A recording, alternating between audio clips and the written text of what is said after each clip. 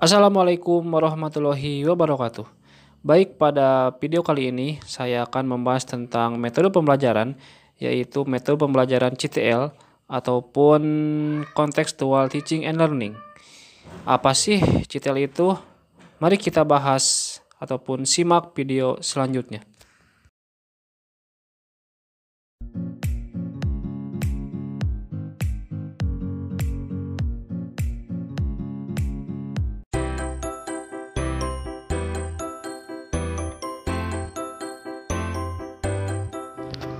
Halo semuanya, mari kita cari tahu apa itu Contextual Teaching and Learning atau CTL. Apa sih pembelajaran CTL itu? Pembelajaran kontekstual ataupun Contextual Teaching and Learning adalah konsep belajar yang membantu guru untuk mengaitkan antara materi pembelajaran dengan situasi dunia nyata siswa dan mendorong siswa membuat hubungan antara pengetahuan yang dimilikinya dengan penerapannya dalam kehidupan sehari-hari mereka. Strategi pembelajaran konseptual merupakan strategi pembelajaran yang menekankan pada proses keterlibatan peserta didik secara penuh untuk dapat menemukan hubungan antara materi yang dipelajari dengan realitas kehidupan nyata, sehingga mendorong peserta didik untuk menerapkannya dalam kehidupan sehari-hari.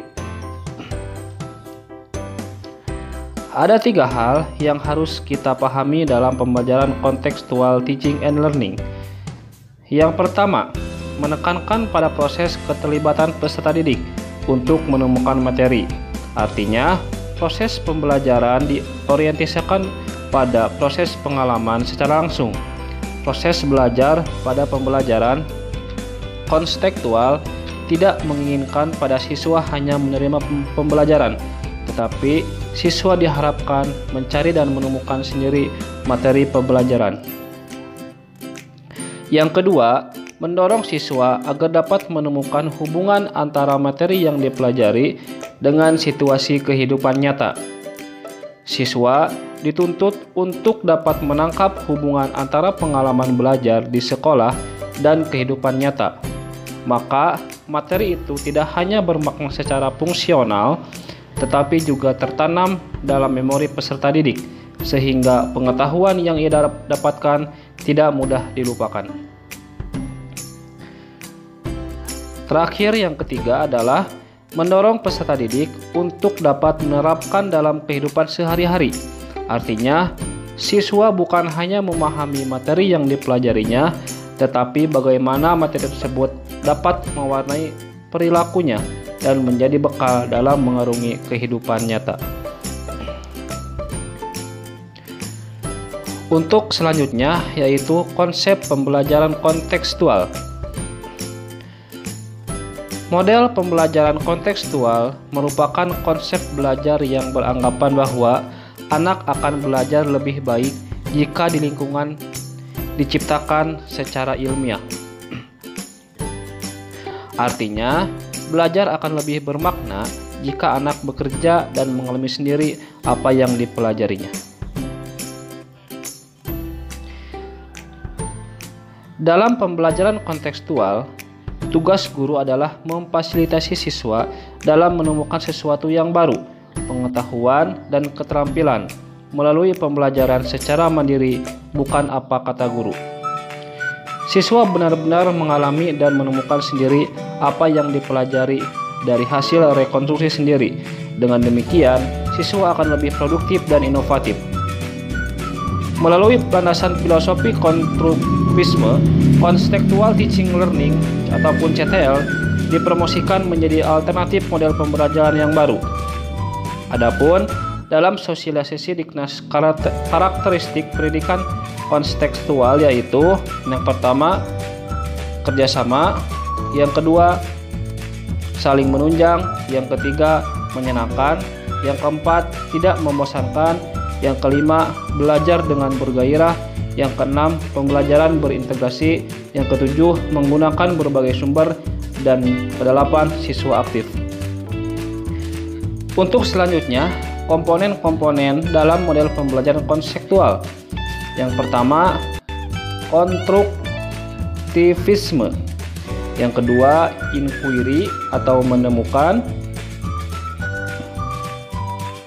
Yang ketiga, questioning atau bertanya. Yang keempat, learning community, masyarakat belajar. Yang kelima, modeling atau pemodelan. Yang keenam, reflection atau refleksi. Yang ketujuh, authentic assessment, penilaian yang sebenarnya.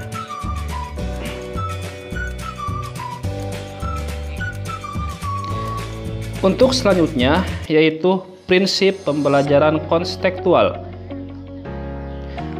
Pembelajaran konstekstual memiliki beberapa prinsip dasar. Adapun prinsip dalam pembelajaran konstekstual menurut Supriyono adalah sebagai berikut. Yang pertama, saling ketergantungan. Artinya, prinsip ketergantungan dengan merumuskan bahwa kehidupan ini merupakan suatu sistem. Lingkungan belajar merupakan sistem yang mengintegrasikan berbagai komponen pembelajaran, dan komponen tersebut saling mempengaruhi secara fungsional. Yang kedua, diferensiasi, yakni merujuk pada entitas yang beraneka ragam dan realitas kehidupan di sekitar siswa. Keanekaragaman mendorong berpikir kritis untuk menemukan hubungan antara entitas yang beraneka ragam tersebut.